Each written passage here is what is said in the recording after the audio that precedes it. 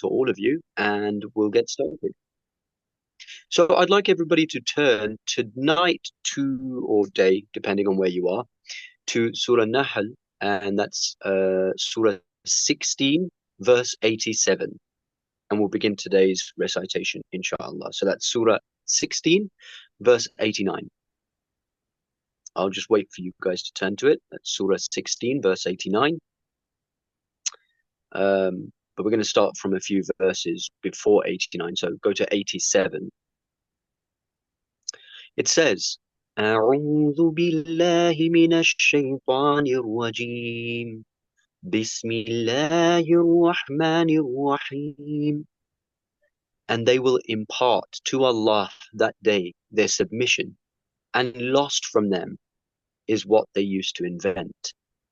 وألقوا إلى الله يومئذ السلم وضل عنهم ما كانوا يفترون. And those who disbelieved and averted others from the way of Allah, they turned people away from the way of Allah, we will increase them in punishment over their punishment for what corruption they were causing. الذين كفروا وصدوا عن سبيل الله زدناهم عذابا فوق العذاب بما كانوا يفسقون. It's a really painful verse. I wish you guys could understand the Arabic. And that's why I'm reciting the English first, right? It says the punishment over their punishment. And the Arabic is actually saying عذابا فوق العذاب. There will be punishment on top of their punishment. Why? Because they weren't just misguided themselves. They actually averted others, stopped others from following the way of Allah. Then it says, and mention the day when we will resurrect among every nation a witness over them from themselves.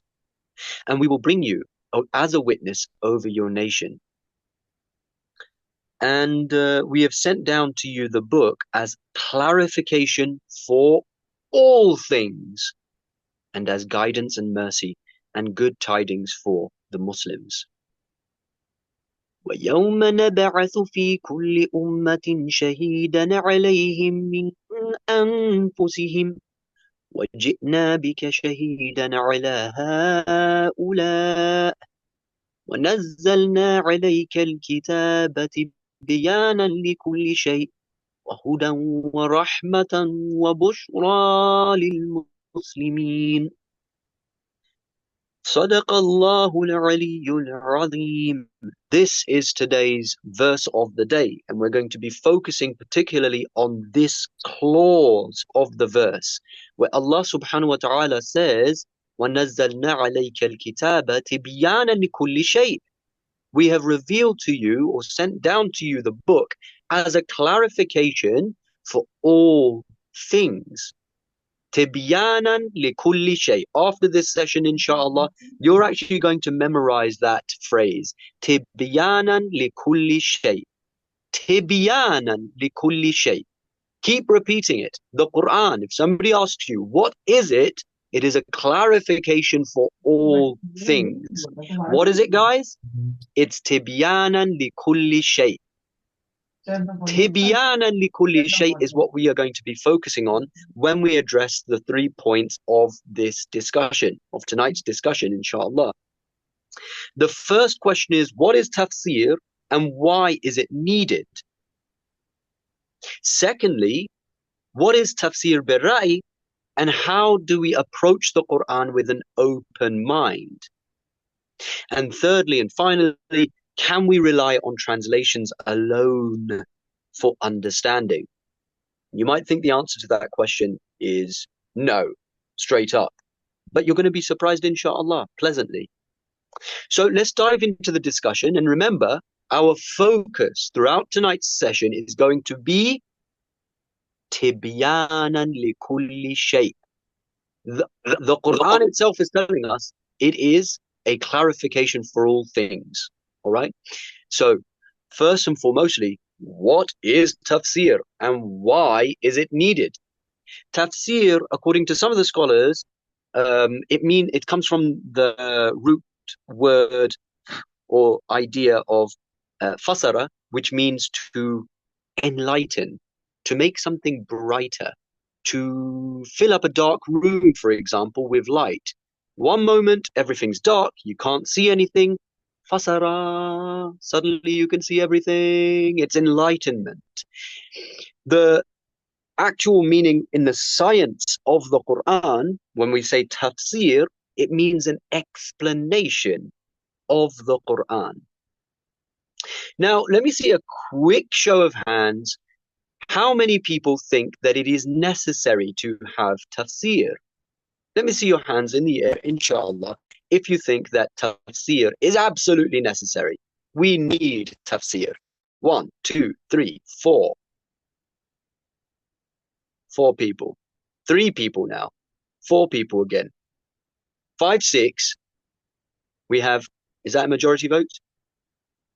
Maybe it is. All right, so lots of hands flying up in the air. Yes, it is necessary. But now, if I throw another question at you, why is it necessary? Let me see what you guys have to say in the comments. Why is tafsir necessary? If this is the word of God to his humble servants, to me and you, why do we need a tafsir? Bearing in mind what we discussed in the previous session, all right, the primary goal and objective and duty of the Prophet and Ahlul Bayt alayhimus salam was what? Tafsir, right? They were sent for that purpose, to explain this glorious book to us. And that's just how important the tafsir really is. So that interpretations are accurate, good. In light of a particular verse that we recited last night, if you remember, the book, I'll check out your joke in a moment, inshallah.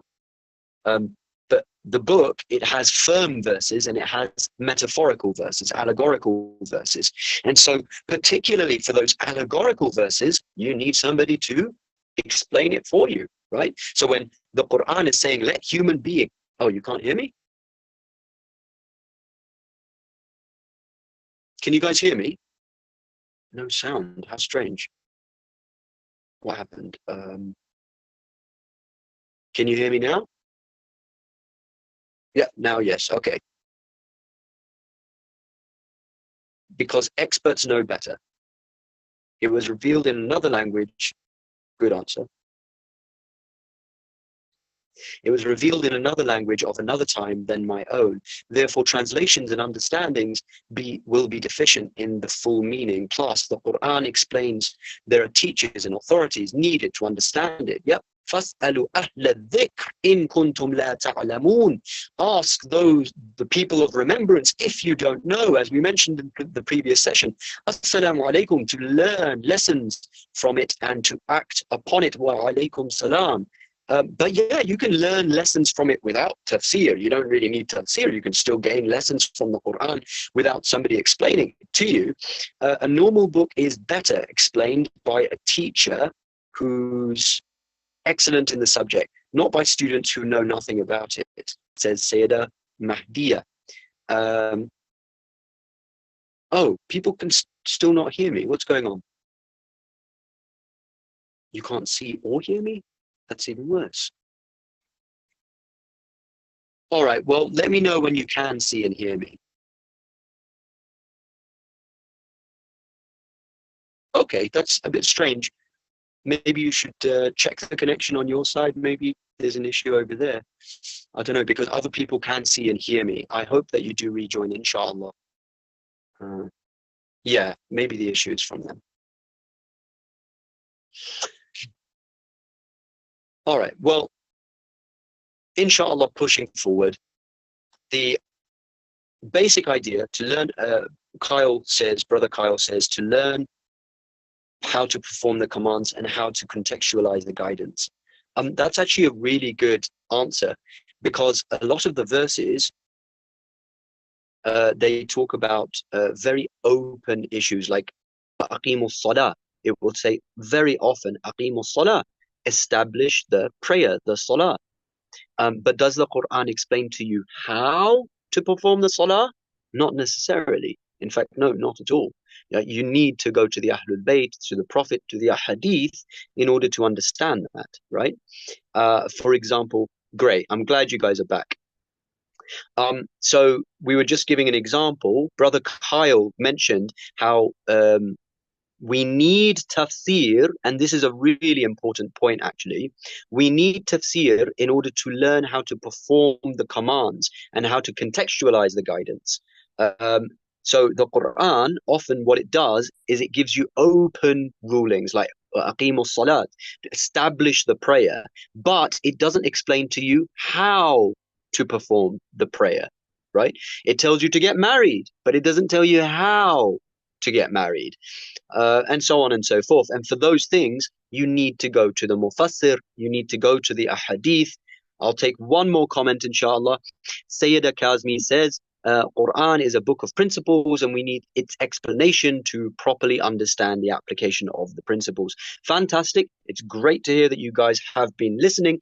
And absolutely, yes, tafsir is absolutely necessary. And that's one of the first lessons that you learn in the household when you're studying the sciences of tafsir. It is absolutely necessary, and we bring all the various arguments that exist in this regard, and we prove without a shadow of doubt, yes, tafsir is necessary.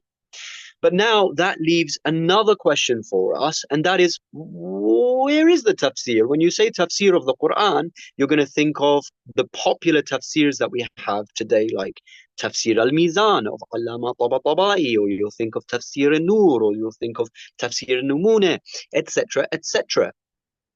And there's many, many tafsirs. If you study the history of tafsir, dear brothers and sisters, aside from it being a very fascinating course, you'll realize that, oh my God, Muslims have been doing tafsir since day one. There is so much knowledge when it comes to the tafsir, and so much effort has gone into explaining the verses of the Quran. It's absolutely jaw-dropping. And it really is, by the way, because it's an entire science which is just almost undiscovered. It's just waiting for people to dive into that science. But the point is that I want to elaborate on the types of tafsir, because there's lots of different types of tafsir, and you guys, I'm sure, haven't heard of this before. But I want to tell you today, inshallah, that there's several different types of tafsir. All right. So one of them, which I'm sure you guys will be more familiar with, is tafsir riwayi, right? And that's tafsir based on the ahadith. All right. So you'll have a verse of the Quran, and then you'll have the ahadith, which are explaining that verse.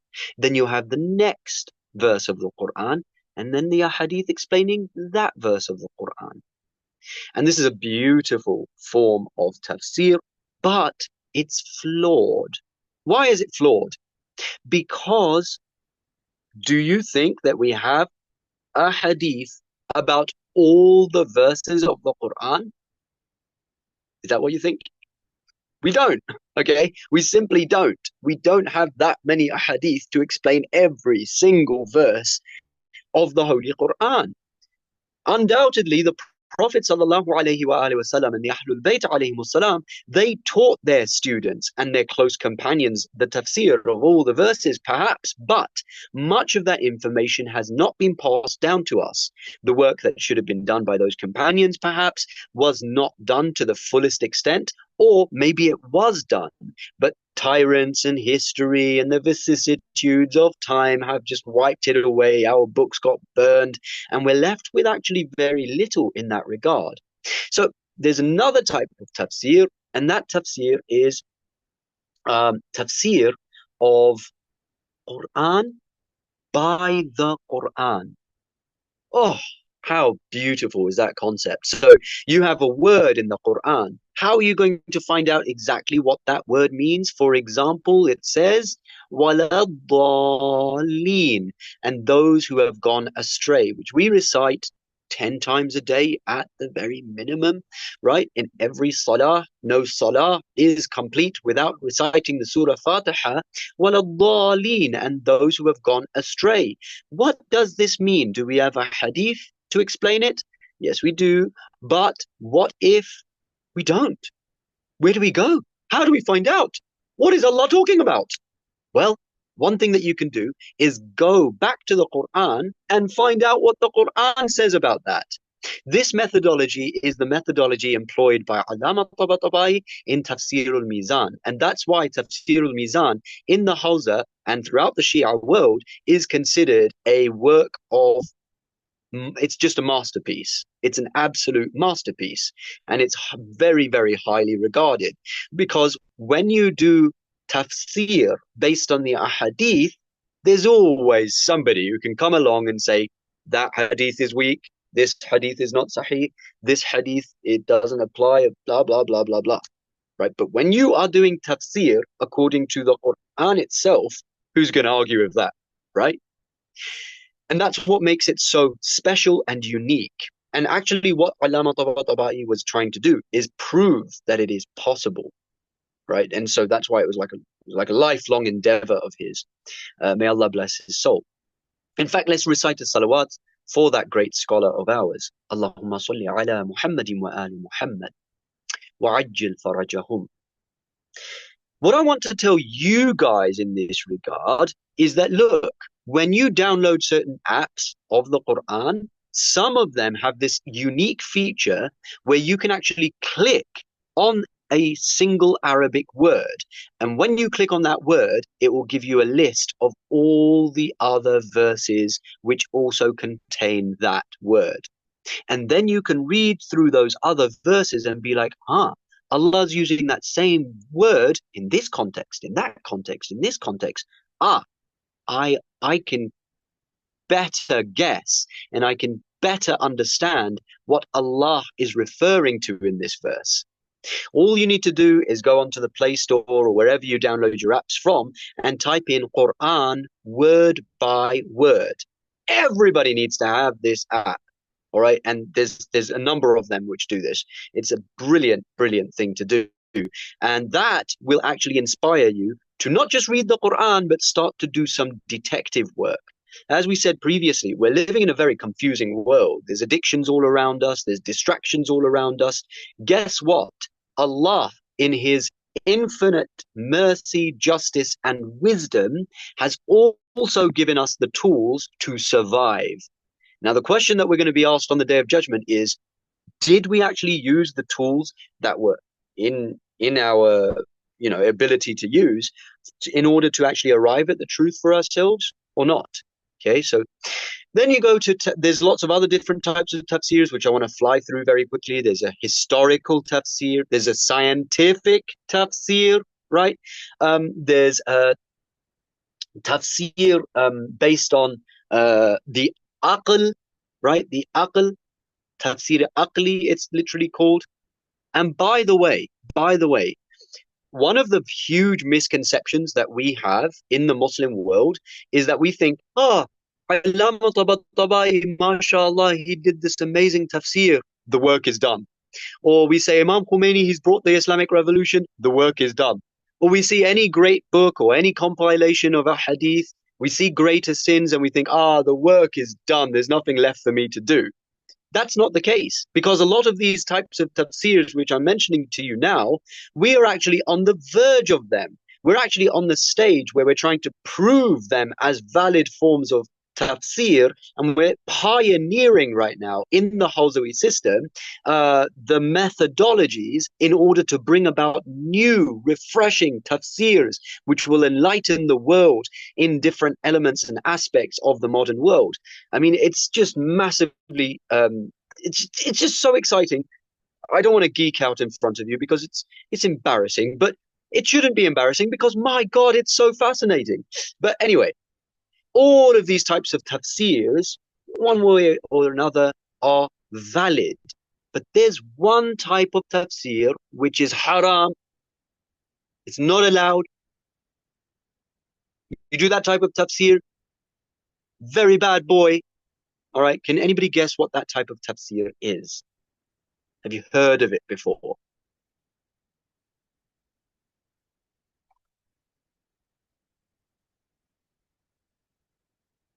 I'll take that as a no. Or I'll take that as they're trying to look it up. Tafsir with qiyas. Okay, so it's called Tafsir bil-Ra'i, which brings us now to our second point that we're going to be discussing tonight, which is Tafsir bil-Ra'i and how to approach the Quran with an open mind. Okay, so Tafsir bil-Ra'i means tafsir according to my own opinion. Okay, tafsir according to my own opinion. It literally means tafsir by my view or by my sight. I'm sorry. That type of tafsir is haram. You do that, hell waits for you. Okay, there's many ahadith about how, um, yeah, I'm, hold your horses. I'm coming to it. I'm coming to it, inshallah. But you're kind of right on that point.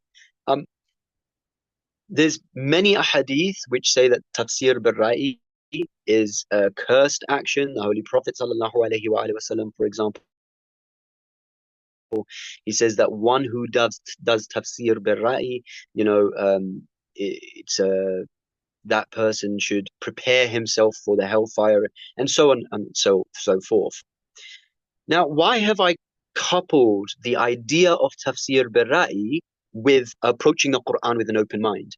Because what's happened in the community is because many of the scholars in the past were so afraid of the community doing tafsir bil-ra'i, right? They ended up pushing this idea very heavily, and because of that, people became afraid to even approach the Quran. I'm not going to try to understand this Quran. I'm going to leave it to the experts. I'm going to leave it to the scholars, right? They do tafsir. I'm not allowed to. All right. No, it's for the buzurgan, the big people. They will do it. If I read the Quran and I try to understand it for myself, I'm bringing my own opinion into it, right? At the end of the day, we all have our own opinions, and it's those opinions which form the basis of our understanding of the Quran.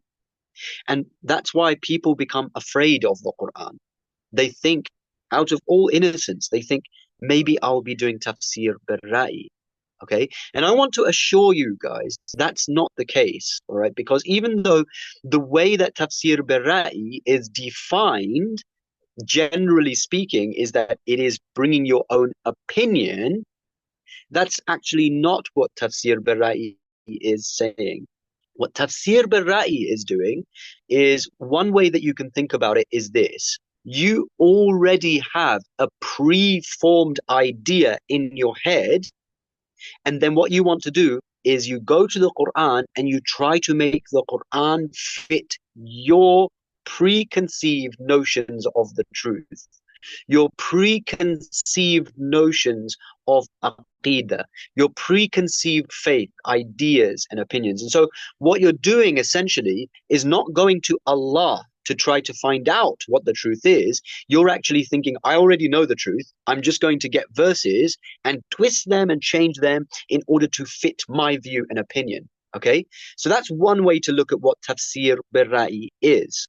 Another way to look at tafsir bil-ra'i is people, and when you go into the tafsir books, I don't have a ready example of this, but for example, I don't know, they'll read a verse and they will just bring some random thing out of thin air and just say, oh, this is what this verse is talking about. There is no logical backing behind what they're saying. There's no hadith, there's no rationality behind it. They're just saying, this is what it means.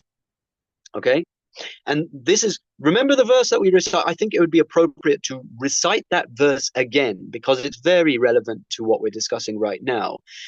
It says, أعوذ بالله من الشيطان الرجيم بسم الله الرحمن الرحيم هو الذي أنزل عليك الكتاب منه آيات محكمات هن أم الكتاب وأخر متشابهات.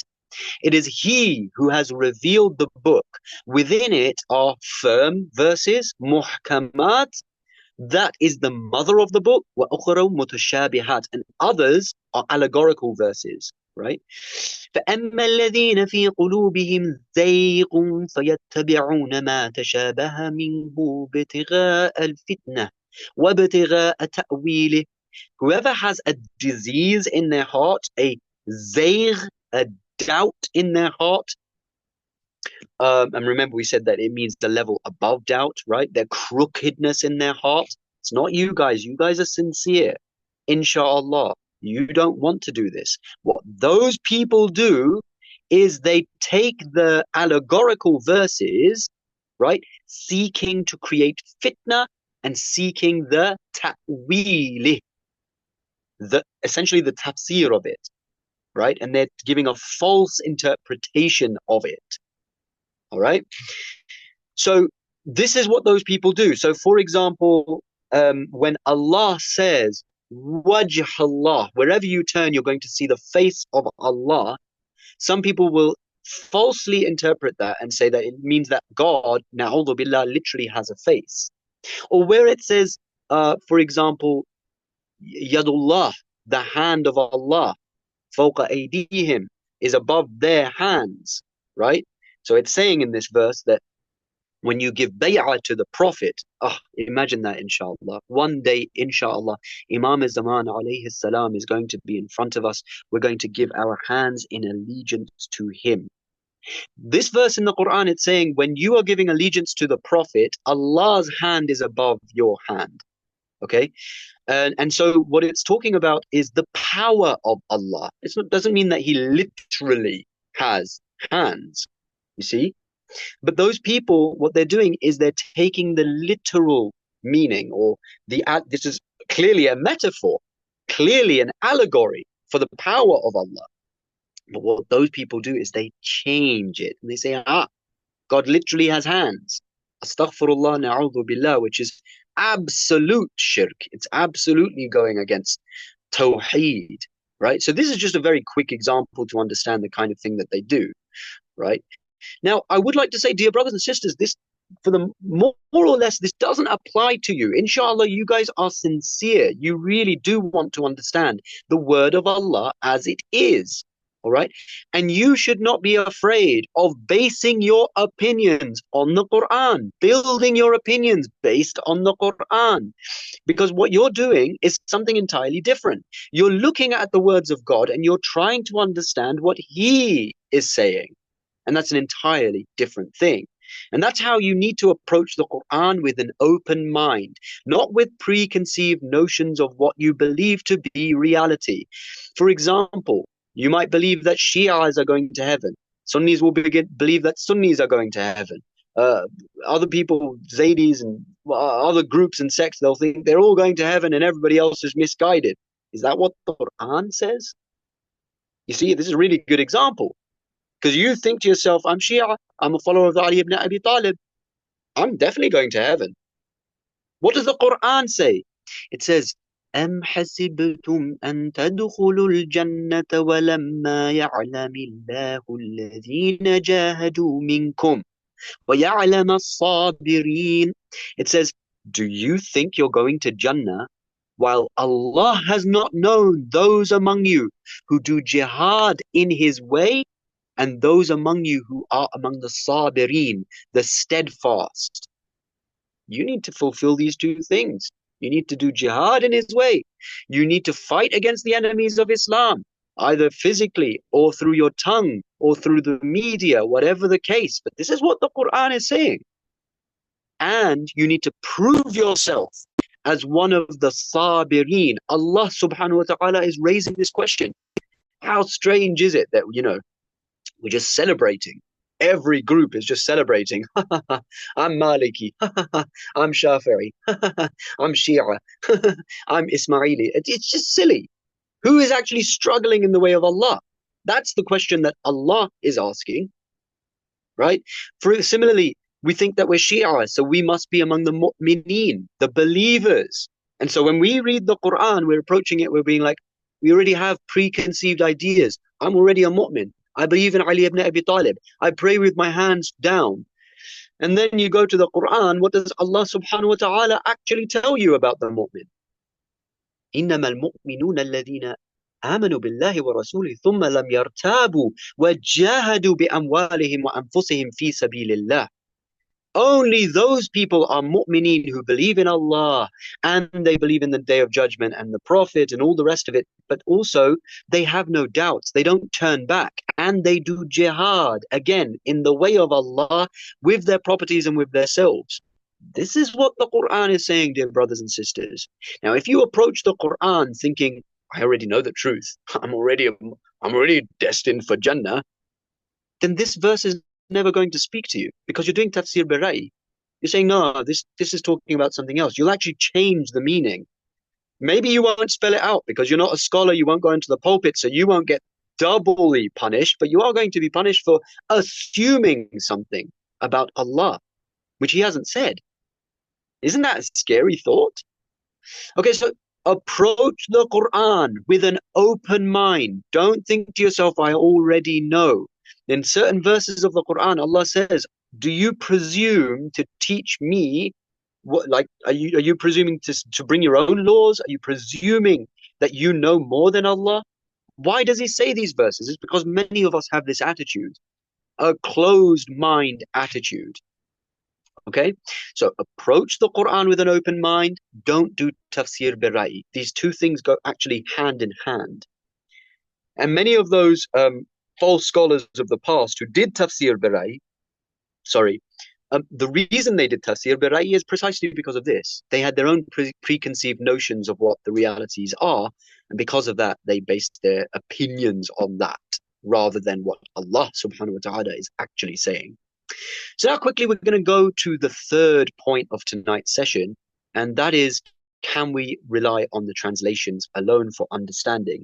We're going to address this inshallah more in the future. Right now, all I want to say is yes, you can rely on the translations alone for understanding. And I know that's massively controversial. What am I saying here? I'm not saying that you're going to understand the minute details. Obviously, you need to go to the Arabic for that. I'm not saying that you're going to suddenly be able to do tafsir. You need Arabic to do that. It should go without saying. But I am saying that you guys who might not be familiar with Arabic, and your basic own language is the only means that you have to understand this Quran, some people will try to discourage you, and there will be thoughts inside your mind also thinking, no, I don't have the ability to understand it. This is shaitan, shaitan, shaitan, right? He is the one who's trying to keep you away from it. And that's one thing that he does. By the way, this is something that affects even me, even scholars in the Hausa, right? And it's one of those tricks that he plays where he thinks that, oh, he makes you think that, you know what, I don't have the ability to understand, and therefore you don't even try. Okay. So I have actually met some of the best people I've met. Some of the most enlightened individuals that I have met have been people, and when I say enlightened, by the way, I mean they are Quranic individuals. People who are in touch with the Quran, people who will quote the Quran in their arguments, people who I can tell by the way they talk, the Quran has touched their souls. I have seen such people who don't know any Arabic, right? They relied entirely on the translation. And some of them are far beyond others who know Arabic really, really well. Right? We know there's so many people who recite Arabic beautifully, right? And yet they never even open their mind to it. They never even question what they're reciting. They're just doing it for the beautiful sound. It stays by their throat. That's it. Doesn't go beyond there. Okay. Also, I'd like to point this out. What did we see recently in light of Palestine, and everything that was going on? We saw that masses and masses of people, just because they saw the struggle of the Palestinians, they were like, I want to know, as a Christian, as a non-Muslim, as somebody living in the West, or the East, I, as a Japanese person, as a Korean person, as a person from America or South America, I want to know what is giving these people so much strength. And so they opened the Quran and they read it. Did they read it in fluent Arabic? No, they read it in their own language. And because of reading it in their own language, their eyes were flooded with tears and they became Muslim overnight after reading this glorious book. We, we, the Muslims, unfortunately, have truly forsaken this book because we take it for granted. All right. So don't think that just because you're relying on the translation that you can't understand the Quran. And with that said, inshallah, we're going to go to our Q&A session, and we're going to take as many questions as we can in the next 10 minutes, inshallah. So please do ask your questions, and we'll go to the Q&A session with a loud and boisterous salawat ala Muhammad wa ali Muhammad. Allahumma salli ala Muhammadin wa ali Muhammad. And if you guys could actually put your hands up to ask a question, because I like to hear your voices. Okay, so there's no hands up at the moment. I'm going to go to the chat. Okay, Kyle Williams put his hand up. God bless you, mate. Bismillah. If his microphone could be enabled. Assalamu alaikum. Wa alaikum salam. My question is the verse that you read, وَصَدُّوا عَنْ سَبِيلِ اللَّهِ. That phrase, something like that, is used often in the Quran. And for us who follow your Telegram, we our modern analysis kind of we kind of analyze how the Jews kind of mislead other communities. And is in the traditions, like in the Tafsir and the Hadith, is there anything to like that kind of that reflects that or affirms that that could be what, or at least part of what that phrase means, and if not, Absolutely. what is the Yeah. Okay. So, meaning of that was phrase? brilliant. Yeah, brilliant question. So, wasaddu an sabilillah, right? It's talking about the verse that we recited today. Then that's verse 88. If everybody wants to go to that verse, they can go there. It says, "Alladhina kafaru," those who disbelieve, right? Wasaddu an sabilillah, and they avert people from the way of Allah. They keep people away from the way of Allah. Wasaddu, sadda. Sad, it gives connotations of building a wall, building a barrier between people and the way of Allah. And a lot of these such verses are referring to the Jews. There's no doubt about it. They are the best. According to Ayatul Mutahari, in fact, they are the princes of changing the words of Allah. So whenever you come across these types of verses which are talking about those who write the book with their own hands and then they say it's from Allah and they do it for a meager price, who is it referring to? The Jews. The Christians don't have this about them. The Christians, many of them are still enemies of Islam, definitely. But many of them are humble. Many of them are friends. Many of them, they have a softer approach. And unfortunately, many of them are very gullible, right? The Jews are not like that. The Jews are very sinister, very conniving, and in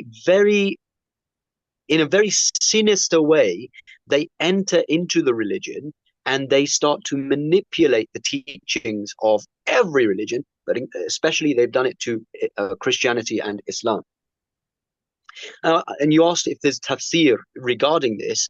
I want to give you one of the most outstanding tafsirs, which is so relevant, and it's going to change the way that you actually pray and think about this whole Christian Jew thing. What do we recite at the end of Surah Fatiha? What's the last verse? What does it say? غَيْرِ الْمَغْضُوبِ عَلَيْهِمْ وَلَا الضَّالِّينَ. So it says, guide us to the right path, the path of those who the mercy or the ni'mah of Allah has descended, the blessings of Allah has descended. That's referring to the prophets and Ahlul Bayt alayhim salam. But then who are those upon whom the wrath, the anger of Allah has come down upon? And who are those who have gone astray? According to one hadith, so you have to go to the tafsir riwayi, or the tafsir of a hadith. When you go to it, you'll see that the Prophet ﷺ elaborated. Somebody asked him, who are those people who have earned the wrath of Allah? He said, that is the Jews. And who are those who have gone astray? He said, that is the Christians. You have to understand, when you're looking at the world through a Quranic lens, you start to categorize people as per the divine words of Allah. And you'll realize that People are actually just Muslim, Christians, Jews, or mushrikeen. Okay? And among the Muslims, Christians, and Jews, there's actually people who overlap. So, for example, there are certain traits which the Jews have. There are certain traits which the Christians have, according to the Quran. Now, if you are a Muslim, your name is Iqbal, and you were born in a Muslim country, and I don't know, all the rest of it, and you have a beard, and you read the Quran, and you pray 5 times a day, but the traits that you have within your soul and in your mind, the opinions that you have, are those which the Quran describes and defines as Christian traits, as Jewish traits, then that person in reality is actually a Christian. He's actually a Jew. And he's going to be raised on the day of judgment with the Christians or the Jews.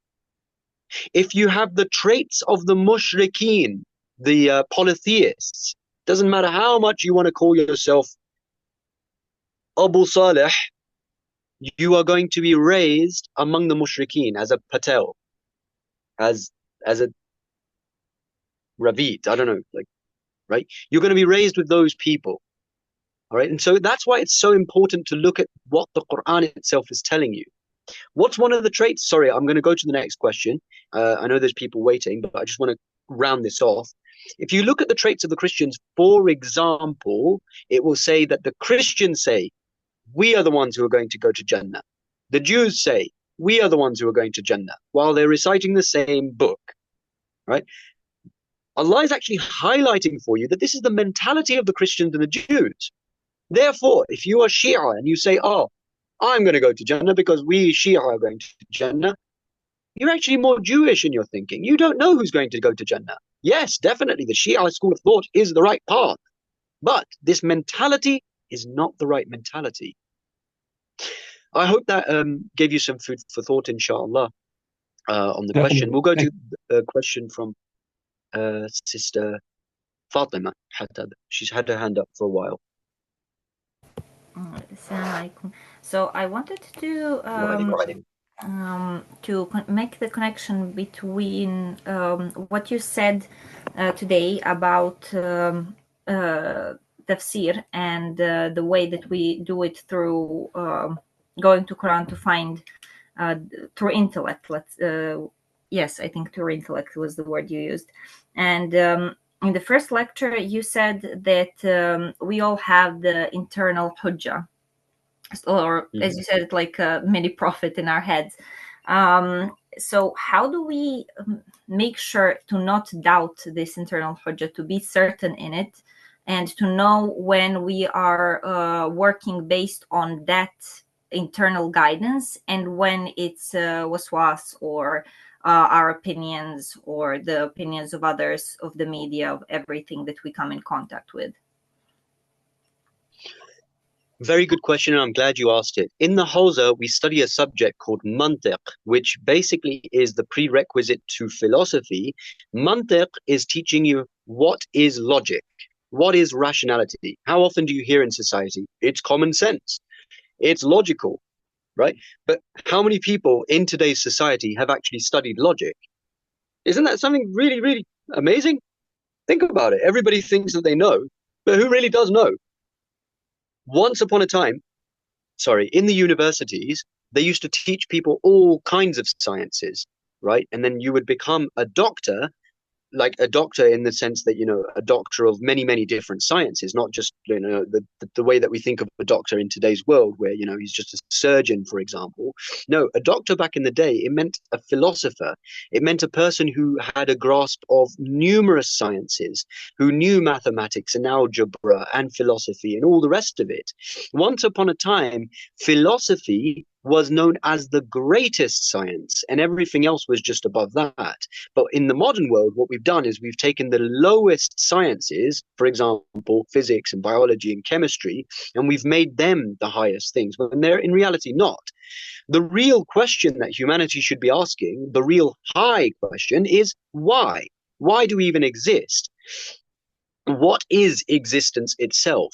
Okay. I have gone off on a tangent, and I would like the sister to remind me what her initial question was.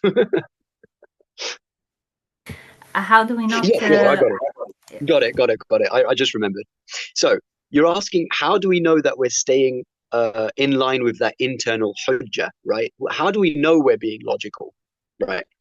So you just have to think about it. Does it make sense?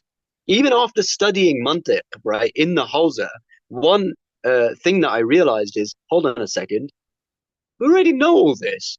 Why are we studying this? We already use logic. It's just a logical thing to do. It's your basic rationality. Of course, the reason why you study it is so that you can actually dissect how you arrive at certain conclusions and why it is correct and why it's universally correct. There is a universal truth that all of humanity has been guided to. Now, your internal hujjah, your internal prophet is the divine intellect. It's always going to point you in the right direction. Always. And it's very, very clear and obvious when you dissect things, right? Sometimes what the world does is it makes things seem very, very complicated. Now, what you have to do is remove those complications, remove the dirt and the dust that this dunya puts onto your heart to stop you from recognizing the truth, because in reality, that's all that's happening. So, for example, if somebody told you to kill a person, right? Kill a person. There's an old lady, Mrs. Mrs. Mrs. Mrs. Garfield. Kill Mrs. Garfield, right? Are you going to do it? No, it defies your logic. Why should I kill her? She's an innocent old lady. Then what I'll do, as the shaitan, is I will tell you, I'll give you lots of money. Then you're thinking, no, I'm still not going to do it. Then I'll make it even more complicated for you. And I'll tell you, if you don't do it, I'll kill you. Maybe at that point, even then, you'll be like, no, I'm still not going to do it. Then I'll tell you, if you don't do it, I'm going to kill other people. And at that point, you'll be like, oh my God, what should I do? See, when you have all these different clauses in the picture, then you're going to start to justify it in the back of your mind. You're going to think to yourself, maybe it's justified if I do it this way, if I do it that way, for this reason, for that reason. You've created this whole construct now of why that thing is justified. So when you remove all of this dirt and all of this filth and all of this illusion, you'll realize that the truth is glaringly obvious. So that's what we actively have to train ourselves to do. And that's what Ramadan is really all about. You're hungry, but you have the ability to not do that thing that you're being pressured to do, which is to eat, for example. Okay, so that's part of the process, but you really have to understand the logic that Allah has given you, the principled intellectual ideas that you are instilled with naturally as a human being. You know that 2 plus 2 equals 4. It's only corrupt people and shaitan and his minions who are going to try to convince you that 2 plus 2 equals 5. Look what's happened in society. I mean, if you want to take a practical example, everybody knows there are 2 genders. There's male and female. وَلَيْسَ الذَّكَرُ كَالْأُنثَى. The Quran actually says this when it's talking about Hazrat Maryam, salamullah alayhi, the mother of Isa alayhi salam, Jesus. It says the male is not like the female. Why does Allah need to say this clause? For many years, I was thinking that is such an arbitrary, astaghfirullah, an arbitrary, astaghfirullah, useless thing. Why does God spend his time and energy and effort? Of course, Allah is infinite. He doesn't need to expend any of those things, but there were people who had to write this down. It's taken up space in the Quran. Well, I didn't need that. I know instinctively that there's only men and women and that they're separate and they're different from each other. So why did Allah mention it? Now you fast forward to 2025, even 2019, you understand why Allah needed to put this in here, because the world has created so many mirages. They've created this whole ideological construct, and they've even taken you to a point where they threaten to remove your rizq by making you lose your job if you question it, and then you get threatened and this and that, and you might get blocked and this and then suddenly you'll be justifying it to yourself, maybe this way, maybe that way. The Quran immediately comes and says the male is not like the female. It's very logical. If you just remove the dirt of the dunya and the waswas, the whispering of shaitan, everything becomes very, very clear. I hope that gives you some food for thought, but I would say to trust your instincts. Nobody can deny logic. Nobody can deny mathematics. Nobody can deny proven science, right? And I have to point that out because there's a lot of science which is all over the place, and it's been invented, and a lot of it is based on theories, even though people take it as fact when it's not necessarily fact, right? But proven science, you can't deny it. It's absolute, right? And therefore you need to train your thinking process in an intellectual manner along those lines. I hope that answers your question, sister, although I Yes, know that there's more to yes, it yeah. does. If it's okay, if I can ask one more thing before you Yep. move on. You mentioned earlier, like enlightened person or Quranic person. How does one self identify if they are going in that direction, if they have achieved that status, let's say, without an ego kicking in, like being realistic with ourselves? Yeah, I mean, it's a good question. You have to ask yourself some very basic questions, which is number one, do you love the Quran? Now, literally, if somebody asks you what's your favorite book, if the first thing that comes to your mind is not the Quran, then chances are you're not one of those people, right? And people relegate this enlightenment to scholars, right? And they think that only scholars would think like that. You're a Maulana, that's why you're saying it. No, many people that I've met, they're not Hawzawis, they're not Maulanas, but they are enlightened. I can see it. I can feel it when I'm talking to them. If you want to know those people and you want to identify those people, then you need to embark on the Quranic journey yourself. And when you do that, yeah, it's going to humble you. It's definitely going to humble you. Because look, there's certain people, especially in the religious community, who learn the Quran just so that they can recite it beautifully or so that they can memorize verses to show off. But you can tell immediately who those people are as well. When you yourself embark on the journey of the Quran, others who have also come across that journey will also, they'll shine for you. You'll be like, that's one of them. It's really cool when it happens. And there's very few people like that, but you'll easily identify yourself as that as well. If you just ask yourself one very simple question, that is, do you love the Quran? For many people, they won't have that initial feeling of love. And that's what actually these sessions I'm trying to heal. If people can fall in love with it, everything changes. It's like any subject. If you are forced to study that subject, chances are you won't enjoy it. And if you don't enjoy it, whether it's maths, physics, chemistry, biology, English literature, whatever it is, if you're forced to study it, you're not going to enjoy it. And if you don't enjoy it, you're not going to make progress either. Since it's Ramadan, I should throw this example out there, and it's Imam Khomeini's example. He says that, look, the food that is in front of you, if you're not going to enjoy that food, you're also not going to digest it as well. It's the same with the Quran. If you're not enjoying it, then it's not going to go into your heart. And that's when it won't have that effect on you. You don't need to worry about becoming arrogant necessarily in that regard, sister, because the Quran, Allah subhanahu wa ta'ala himself will save you from that disease of arrogance. Think about this, and I know I've gone over my time. Dear Sayyid, if it's okay, if I could just take a couple more minutes, inshallah. The Quran often tells us this analogy, or it explains to us that, you were created from a drop of sperm. That's how Allah created us. Now, there's all this discussion about alam al-dar and how we existed before in a spirit form and then we came into this dunya. But if you go purely based on what the Quran is saying, although there may be a reality behind that, he's saying you were created from a drop of sperm.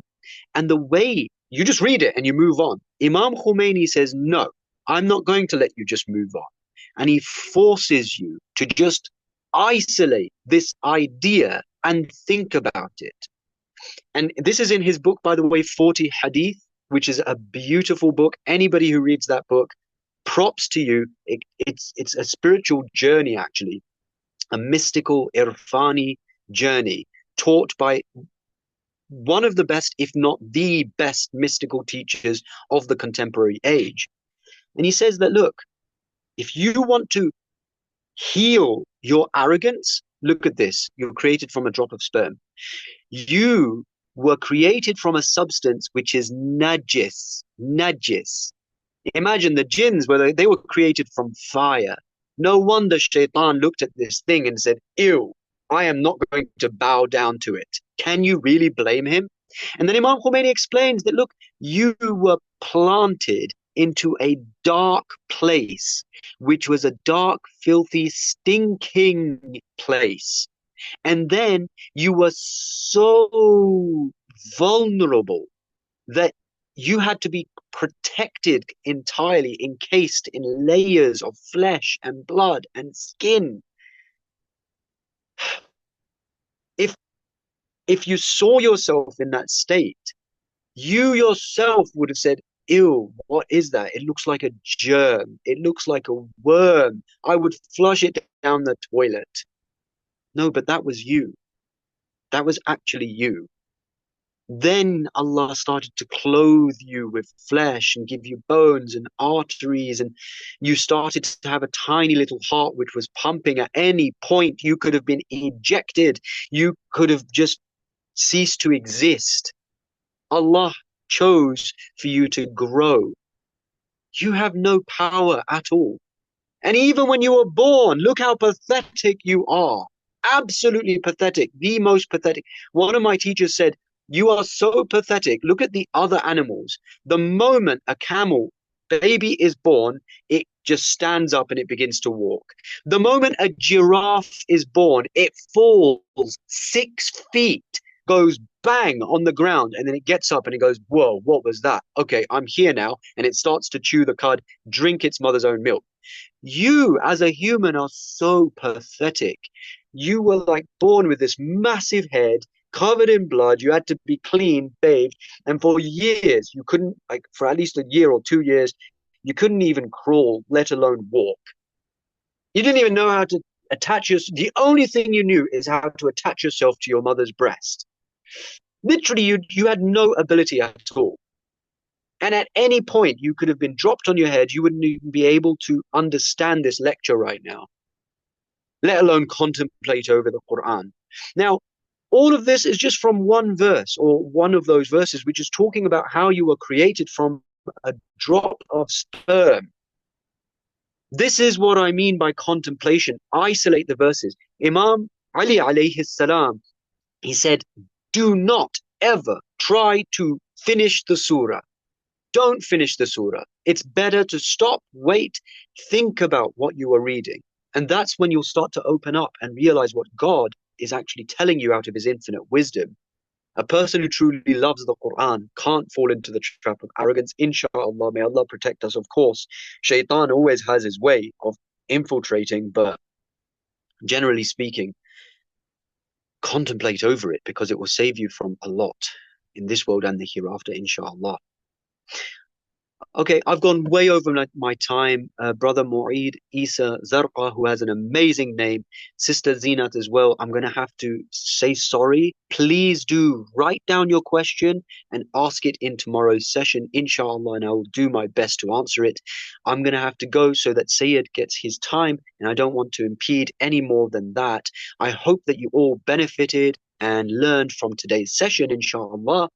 And I pray that Allah accepts all of your a'mal, that He forgives your sins, that He helps you to make a transformative change, that He prepares you mentally, especially for Laylatul Qadr, which is going to come up very, very soon. And that spiritual night is going to define the rest of your year, if not your entire life. Insha'Allah. Wassalamu alaikum wa rahmatullahi wa barakatuh.